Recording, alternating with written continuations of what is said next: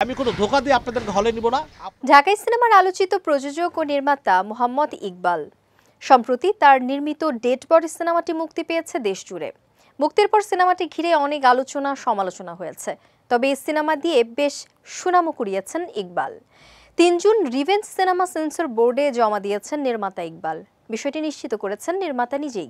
এ প্রসঙ্গে গণমাধ্যমকে ইকবাল বলেন, আজ রিভেঞ্জ সেন্সর বোর্ডে জমা দিয়েছি। আশা করছি কয়েকদিনের মধ্যে দেশের প্রেক্ষাগৃহে মুক্তির জন্য ছাড়পত্র হাতে পেয়ে যাব।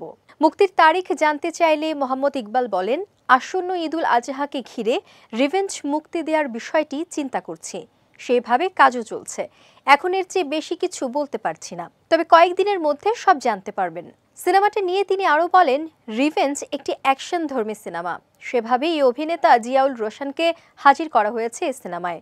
রোশনের পাশাপাশি সিনেমাটিতে বুবলিকেও মারপিটের দৃশ্যে অভিনয় করতে দেখা যাবে।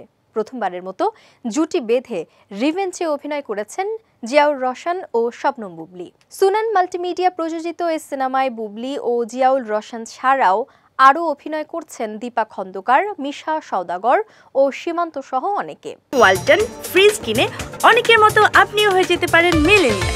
সেরা পণ্যের সেরা অফার।